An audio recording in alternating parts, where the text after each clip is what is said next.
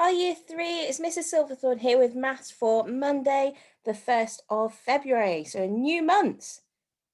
Let's get started. Okay, so jumping in straight away, we're looking at some related calculations. We've done this really recently. So what I'd like you to do is to think about the pattern. So 7 times 4, what would that equal? And then look at what 70 times 4 would equal. You need to make sure that you're remembering to do 7 times 4 and then multiply your answer by 10 because that is what's happened to the 7. So pause the video here and give it a go. Okay, how did you get on? Have a little look through the answers. Did you remember that pattern? I suspect many of you remembered that pattern, so well done if you did. Right, our new learning today, we are going to be looking at a particular type of math today. We're going to be looking at scaling, okay? So this is a way of representing some worded problems, but also just another way of getting you to think about how we can calculate. So I've got some children here, James and Eva, and they're making snowballs. So I'm just going to think about this. James here has got 3 snowballs. Eva says, I have twice as many snowballs as you, but how many snowballs does she have? Just have a think about this for a moment. Okay, so once you've had a little think about it, you might be thinking, well, if she's got twice as many snowballs, well, hang on a moment, that's a bit like saying, I've got 2 times 3 then, isn't it? Because if James has 3 to begin with, then Eva must have 2 lots of 3 to be able to say I have twice as many snowballs as you. And then you can use your times table knowledge, or you could also just be thinking, well, actually, I'm just going to count these ones because this is a picture, which is nice and easy. So let's count them as well, just to double check. 1, 2, 3, 4, 5, and 6. Did you get the answer there? Did you think, 2 times 3 was 6? If you did, well done. So let's have a little look at how we could show this in a different way. Okay, so the 3 snowballs that James has got here, I have put into a very, very small bar, okay? And then what I've done is I have shown that Eva has twice as many, so 2 lots of 3, 2 lots of the 3 that James has. So we've got one of the 3s here and another of the 3s here. Now, when you put this together, this is actually another form of a bar model. So it's slightly different to the ones that we've looked at so far, but it's really, really good and a clear way of showing a calculation when we're looking at scaling. Okay, so let's move on. Okay, so let's have a think about this one now. So if James has 5 snowballs, so here's his 5, okay, and Eva has made twice as many, how do we show this as a calculation and as a bar model? So with the picture, we could just be thinking, well, actually, it's really easy to see where these 2 lots of 5 are, because there we go, I've got 5 there, and I've got another 5 there. Okay. So you might be thinking what kind of calculation you might need to show, and you might be thinking, actually, it's actually quite similar to the bar that we looked at before, except that this time we need to be looking at the number 5. So let's see how it shows up. Okay, so James would have a little bar that looks like this, so a bar that says 5. Eva has got 2 of the same section and each with 5 in. So that is the same as saying 2 lots of 5, isn't it? Or 2 times 5. Now, obviously, in our 5 times tables or our 2 times table, that's going to give us an answer of 10. Okay, so let's look at this one. So with this one, Eva has made 10 snowballs. Whitney has made 3 times as many snowballs. Have a little think there. How many snowballs has Whitney made? Okay, so let's have a little think about this one then. So one of the things that we can think about is giving Eva her own box. So Eva can have her own box over here, and I'm going to put the 10 snowballs she has got in there. So Eva has got 10 just there, okay? Now, we know that information. Eva has 10 snowballs. That's really, really clear information. But then it says that Whitney has 3 times as many snowballs as Eva. So let's show that then. So 3 lots of what Eva has. So this is what Eva has. Let's make it 3 lots. 1, 2, and 3. And we'll put them together because that is what Whitney has. So let's show them just like that. Okay, so now we've got this, we can actually then start to look at making a calculation to go with it. So I've got 10 3 times. So 3 times 10. So let's have a little look. 3 times 10. Now, I suspect that you guys are very, very good at your times tables, especially your 10 times tables. And I suspect you will have already thought, Mrs. Silverthorne, this is easy. I know that 3 times 10 is 30. And you would be correct.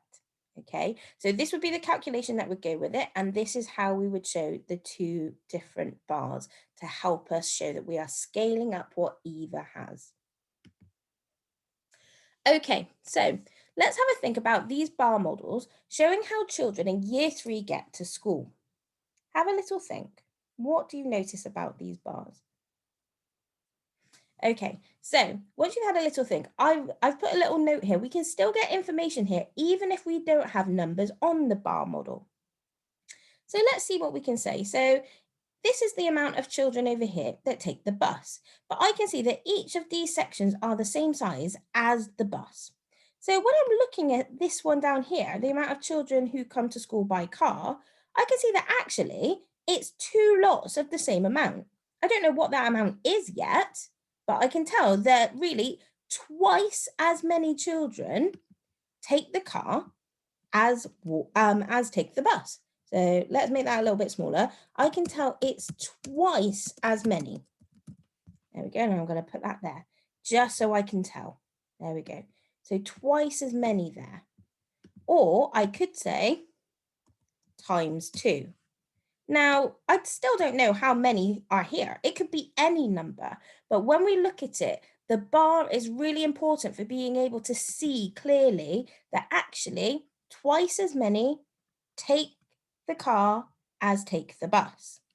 Okay, so it's kind of difficult to tell with the car and walking, but what I can definitely tell is that the section here is repeated 1, 2, 3, 4, 5 times from the bus. So from this one, I can actually tell, I'm just going to draw a big arrow down here.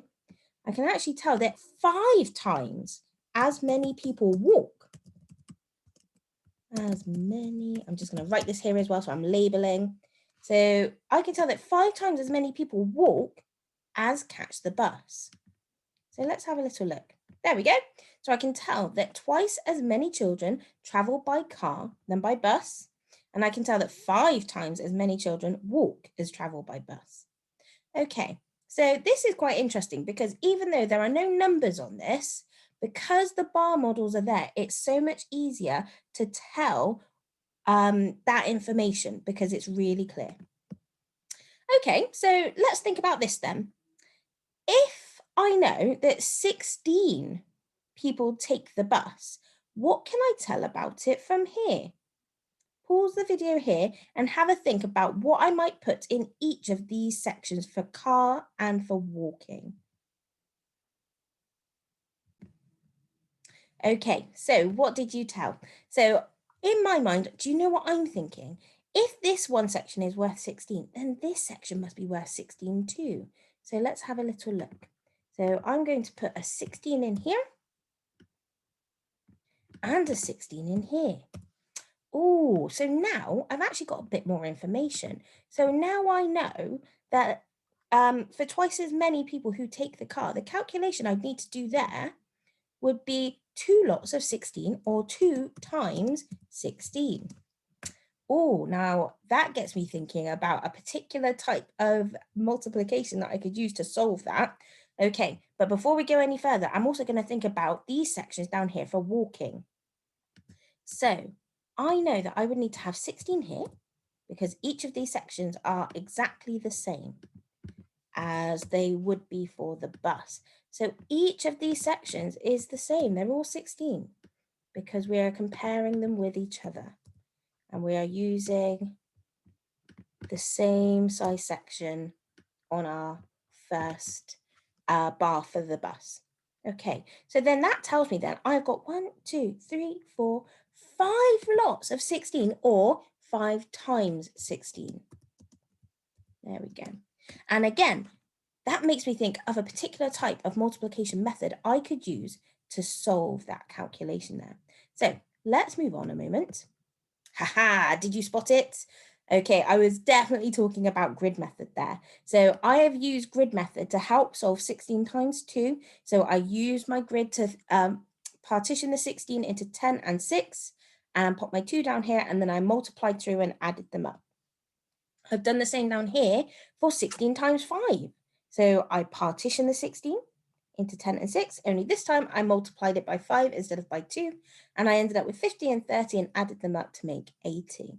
So one of the things I want us to just have a little look at this one, because this is something that comes up quite often. So can you spot the problem here? Pause the video and have a go. Okay, so let's read the problem and see if we can spot what is wrong here. 17 people go to a library on Friday. 4 times as many people go on Saturday. Okay, so I've got 2 bar models and I can see that the 17's been repeated, so we're still using the same amount in each bar. But what have I got here? So here I've got 17, but here I've got 1, 2, 3, 4, 5 lots of 17. I wonder if you spotted it. So this bar model hasn't worked. So I think I can spot what the problem is though. It's almost as if the person has gone, well, I need to add another 4 lots of 17 on. And instead of just drawing 4 sections, they've actually drawn the section that was there before and then added on another 4 sections to go with it, which is not correct. Because what I've currently got here is I've got 5 times 17 instead of the 4 times as many. So 4 times as many is going to be 4 times 17, not 5. Okay. There we go. Did you spot it? So this is how it should look down here. So I should have 4 lots of 17, not 5. Okay. Now, for our silver task today, I want to be really clear about what we need to do for this one. So we need to make sure we're reading the question carefully. What we need to do is look at the question. So for the number 1, it says 3 times as many boys as girls read a book this week. Draw the bar for the boys. Now, I want to be really clear here. For this one, you do not need to solve the answer. You don't need to tell me how many boys there are. I just want you to draw the bar for this one, okay? So what would the bar look like for the boys if 3 times as many boys as girls read a book this week, okay? Pause the video, have a go at these 2, and then there'll be some more on the next slide. So try out these 2, and then try the next slide as well. Okay, so here's questions 3 and 4 for you. Pause the video and have a go at these. Okay, have a little look at the silver answers. So this is for questions 1 and 2 here. So pause the video. Did your bar look the same as this? Okay, and here are the answers for questions 3 and 4. Pause the video, have a little look. Do your bars match? And if you're ready for some gold, a gold challenge now, this is the time when you need to go back to those silver problems and then do the calculations to match your bar models. So pause the video here and see if you can work them out. For some of them, you might need to use a grid method. Others of them, you might just be able to calculate them mentally. So pause the video and give them a try. Okay, so here's the answers for gold. So question 1, 3 times as many boys as girls read a book this week. So draw the bar for the boys. So we should have had our bar from the silver task, and then the calculation should have been 4 times 3. So for this one, I imagine you probably didn't need to do grid method for this one. Okay, looking at question 2. So 8 times as many red cars as blue cars drove past St. Mary's this morning. Draw the bar for the red cars. We've already done that part in silver. So our calculation would have been 14 times 8. So this one, I imagine you probably would have needed to use grid method to solve it. Okay, let's look at the next one. So question 3, 6 times as many adults are at a concert as children. So draw the bar for the adults. We've already done that part. And our calculation was then 18 times 6 or 6 times 18. Either way round will work because of the rule of commutativity. So here you probably would have needed to use grid method to solve this one as well. And 18 times 6 will give you 108. And then for the last one, 9 times as many people support football than rugby.